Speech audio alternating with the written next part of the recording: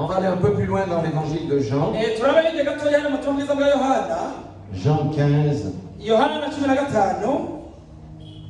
versets 5 et 6. La parole déclare ceci, c'est Jésus qui le dit. Il dit, je suis le cep et vous êtes les sarments. Celui qui demeure en moi et en qui je demeure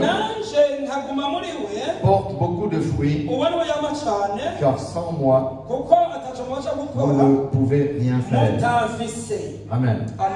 Moi, je suis un fils de vigneron. Le sarment reçoit la sève du cep. Si nous appartenons à Christ, nous recevons la vie de Christ. Mais pour recevoir la vie de Christ, il faut être en lui. Amen. Celui qui pêche n'est pas en lui. Celui qui a une mauvaise vie n'est pas en lui.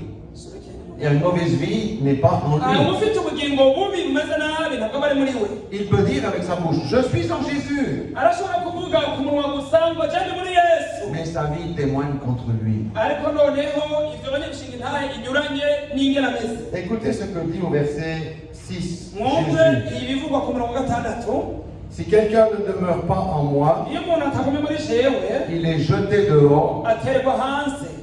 Alors, il y a une parole dans l'Apocalypse qui parle du tiède. Où le Seigneur va le vomir de sa bouche. Ici, il dit, il est jeté dehors comme le sarment. Et il sèche. Puis on le ramasse. On le jette au feu. Et il brûle. Une vie qui ne glorifie pas Dieu est une vie qui finira dans le feu. Ça s'appelle la seconde mort. Amen. Pourquoi marcher dans la repentance et la sanctification?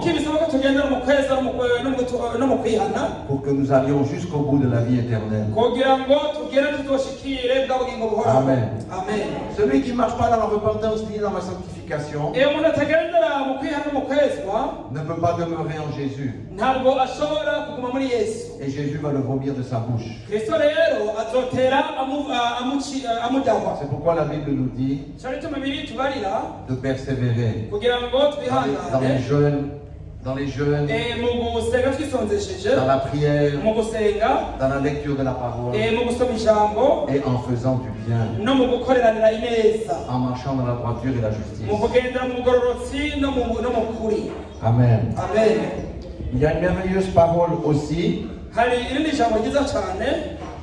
qui est une révélation en fait. Hébreux chapitre 5 verset 9. Et ce simple verset détruit beaucoup de fausses doctrines.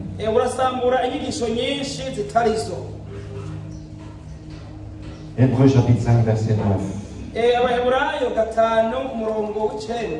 Alléluia. Amen. Et ça, c'est le 5e conseil. Il dit, après avoir été élevé à la perfection, il parle de Jésus, hein? Il est devenu pour tous ceux qui lui obéissent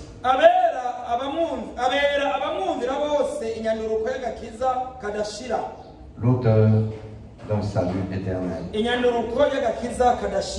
Le salut n'est pas pour les désobéissants. Le salut est pour ceux qui obéissent. C'est pourquoi nous prions notre Père Notre Père qui est aux cieux, que ton nom soit sanctifié. Le nom du Père est sanctifié par notre comportement, nos attitudes. Que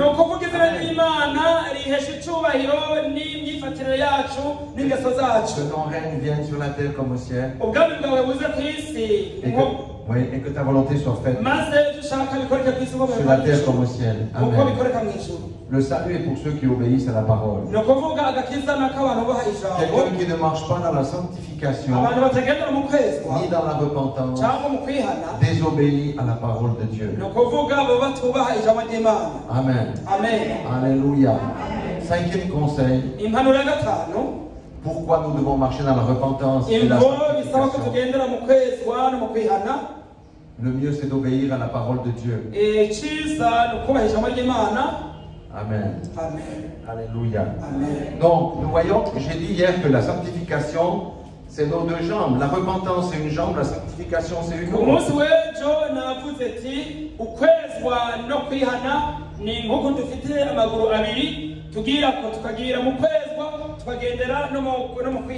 C'est comme ça que le chrétien marche. Qu'il progresse. Qu'il arrive à la maturité et qu'il plaît à Dieu. Amen. J'espère que ça percute le cœur de quelqu'un. Pendant le peu de temps qu'il me reste, je vais vous parler de la sanctification collective. Pour cela, nous devons aller dans le livre de Josué, au chapitre 7.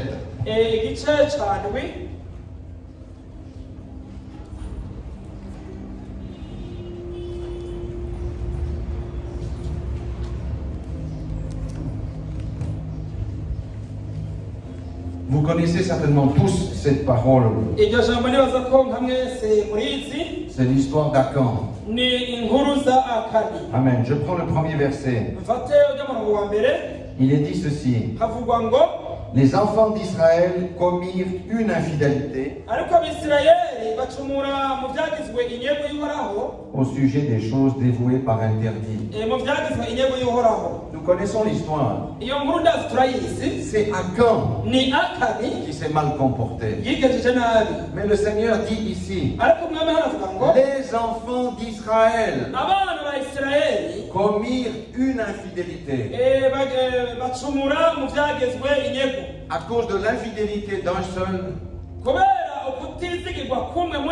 le Seigneur a puni toute la communauté d'Israël. Regardez le verset 4. 3000 hommes environ se mirent en marche. C'était pour attaquer la ville d'Aï. Mais ils prirent la fuite devant les gens d'Aï.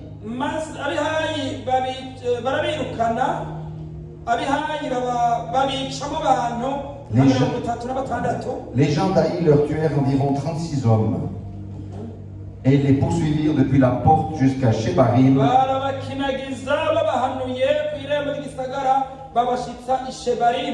Et les bâtirent à la descente. Et le peuple fut consterné et perdit courage. Amen. La faute d'un seul a amené la défaite dans le camp de l'ennemi.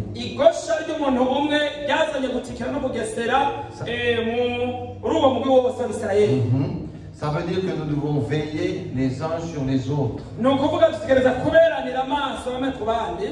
Une église qui marche avec des gens qui sont chargés de péché aura de la peine à gagner la bataille. Amen. Verset 10. Josué était très abattu. Mais l'Éternel dit à Josué, lève-toi. Pourquoi restes-tu ainsi couché sur ton visage? Israël a péché. Ils ont transgressé mon alliance que je leur ai prescrite. Amen. Amen. Et regardez le verset 12, la dernière partie. L'Éternel dit à Josué, je ne serai plus avec vous si vous ne détruisez pas l'interdit du milieu de vous. Ça veut dire que nous devons tout faire.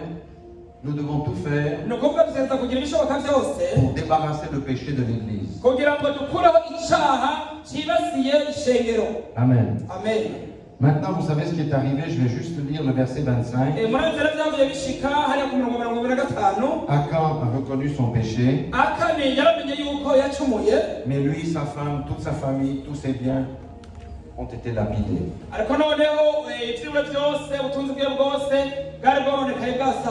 Et Josué annonce la sentence au verset 25.